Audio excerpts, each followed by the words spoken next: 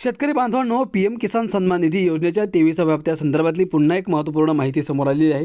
शेतकरी बांधवांनो, देशातील आणि राज्यभरातील लाखो शेतकऱ्यांना पीएम किसान सन्मान निधी योजनेच्या माध्यमातून आतापर्यंत 23 हप्त्यांचे वितरण करण्यात आलेले आहे। परंतु हजारो शेतकरी अजूनही या पीएम किसान सन्मान निधीच्या 23व्या हप्त्याच्या 2000 रुपयांपासून वंचित आहेत। मग त्यांच्या खात्यामध्ये पैसे जमा झाले नाहीत, त्याचं कारण काय आहे आणि कधीपर्यंत या 23व्या हप्त्याचे पैसे शेतकऱ्यांच्या खात्यामध्ये जमा केले जाणार आहेत, सविस्तर माहिती आता या व्हिडिओच्या माध्यमातून आपण जाणून घेणार आहोत। त्यामुळे हा व्हिडिओ तुम्ही शेवटपर्यंत बघा। पण व्हिडिओमध्ये पुढे जाण्याआधी तुमच्या सर्वांचं स्वागत करतो आपल्या शेतकरी मित्र या एका विश्वसनीय अशा यूट्यूब चॅनलवर। आणि या चॅनलच्या माध्यमातून तुम्हाला रोज अशीच महत्त्वपूर्ण माहिती बघायला मिळणार आहे। तर चला जास्त वेळ न घेता सविस्तर माहिती आपण जाणून घेऊयात। आत्ता चॅनलला सबस्क्राईब करा। शेतकरी बांधवांनो, पीएम किसान योजनेचा 23वा हप्ता वितरित झाला असून लाखो शेतकऱ्यांना 2000 रुपये मिळाले आहेत। मात्र असे अनेक शेतकरी आहेत ज्यांच्या खात्यात 23वा हप्ता अद्याप जमा झालेला नाही। त्यांना 23वा हप्ता मिळेल की नाही हे जाणून आपण घेऊया।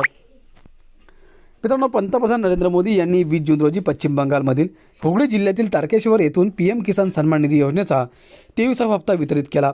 यावेळी थेट लाभ हस्तांतरणाद्वारे देशभरातील 94.4 दशलक्षांहून अधिक पात्र शेतकऱ्यांच्या बँक खात्यांमध्ये थेट 18,880 कोटी रुपयांपेक्षा जास्त रक्कम हस्तांतरित करण्यात आली। बहुतांश शेतकऱ्यांच्या खात्यात 2000 रुपये जमा झालेले आहेत, परंतु काहींना 23व्या हप्त्याचे पैसे अजूनही मिळाले नाहीत। ज्या शेतकऱ्यांचे हप्ते अडकलेले आहेत ते चिंतेत असून त्यांना आपले पैसे कधी मिळतील की नाही याची काळजी वाटत आहे। या व्हिडिओच्या माध्यमातून तुमचा हप्ता अडकला आहे आणि तो कसा मिळवता येईल हे आपण जाणून घेऊयात। मित्रांनो, केंद्र सरकारच्या कडक नियमांमुळे ज्या शेतकऱ्यांनी अद्याप त्यांची ई-केवायसी पडताळणी पूर्ण केलेली नाही, त्यांचा 23वा हप्ता रोखण्यासाठी आला आहे। तुम्ही पीएम किसान पोर्टलवर OTPद्वारे किंवा तुमच्या जवळच्या CSC केंद्राला भेट देऊन बायोमेट्रिक्सद्वारे ही प्रक्रिया त्वरित पूर्ण करू शकता। मित्रांनो, ज्या शेतकऱ्यांचे बँक खाते आधार कार्डशी जोडलेले नाही किंवा NPCIशी मॅप केलेले नसेल तर DBTद्वारे पाठवलेली रक्कम तुमच्या खात्यात जमा होणार नाही। ही समस्या सोडवण्यासाठी तुम्हाला तात्काळ तुमच्या बँकेच्या शाखेत जाऊन आधार सीडिंग फॉर्म भरावा लागेल। योजनेचा लाभ घेण्यासाठी तुमच्या शेतजमिनीच्या कागदपत्रांची सरकारची नोंदीशी पडताळणी करणे आवश्यक आहे।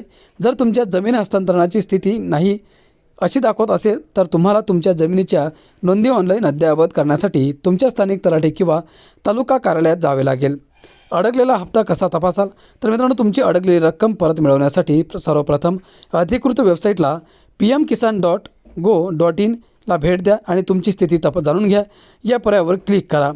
पैसे न मिळाल्याचे कारण समजल्यानंतर त्यात सुधारणा देखील करू शकता। मित्रांनो, आता अडकलेला हप्ता मिळणार का हा देखील मोठा प्रश्न शेतकरी बांधवांसमोर उभा राहिलेला आहे। तर नाही, तसे अजिबात नाही। जर तुमचा 23वा हप्ता काही कारणास्तव अडकलेला असेल तर काळजी करू नका, तुम्हाला तरीही लाभ मिळू शकतात। खरं तर हप्ता थांबल्याने तुमचे नाव योजनेतून कायमचे काढून टाकलेले आहे असे होत नाही। मित्रांनो, नियम असा आहे की केवळ ज्या शेतकऱ्यांची कागदपत्रांची पूर्तता अपूर्ण राहते त्यांचा हप्ता तात्पुरता थांबवला जातो। तुम्ही ही प्रलंबित कामे पूर्ण करताच राज्य सरकार तुमचे नाव आणि कागदपत्रे मंजूर करून केंद्र सरकारकडे पाठवते।